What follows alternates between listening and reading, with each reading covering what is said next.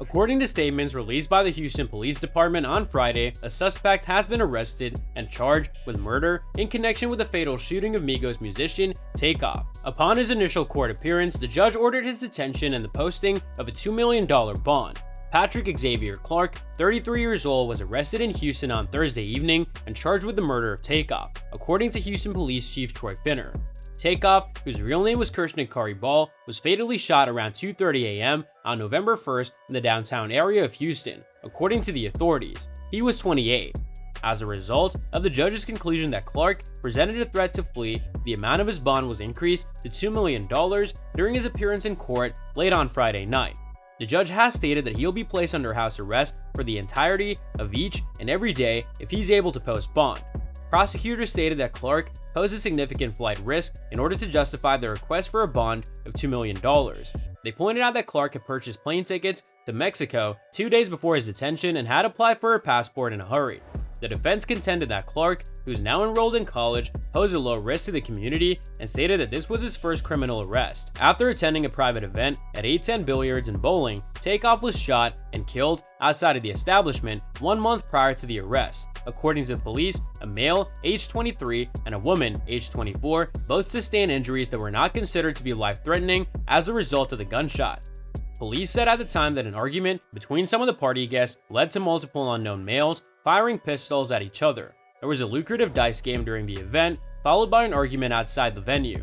Houston Police Sergeant Michael Burrows said during the briefing, "I can tell you that Takeoff was not involved in playing the dice game. He was not involved in the argument that happened outside.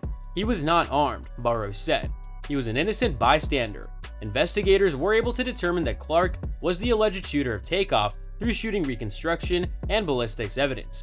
Burrows said police have also obtained cell phone and surveillance footage that has surfaced over time. He said, prosecutors revealed during Friday's hearing that Clark was captured on video firing in the direction of Takeoff with a gun in one hand and a wine bottle in the other. He then allegedly left the bottle at the scene and fled to the car. Investigators were able to identify Clark through fingerprints left on the wine bottle and license plate information on the car, prosecutors said. Police have urged the public to come forward with tips in the days and weeks since. Around 30 people were at the scene when the shooting happened, and police are still looking to speak with those who were there, Burrows said. Literally every one of those people left the scene without leaving a statement, he said. It's important that those people come forward. Houston Mayor Sylvester Turner also called on witnesses to come forward. Everybody else has a responsibility to contribute to finding out who did it, Turner said during the presser. Everybody has to take on responsibility.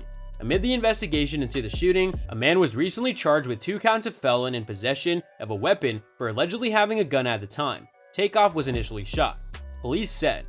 Prosecutors had said during a hearing on Wednesday that the 22-year-old suspect is not believed to have fired a weapon during Takeoff's shooting, the Associated Press reported.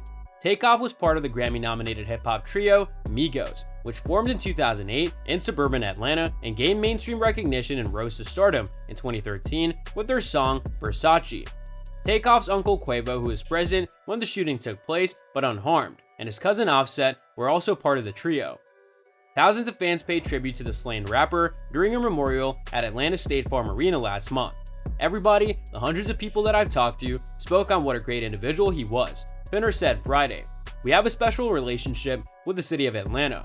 I want to make sure that stays intact.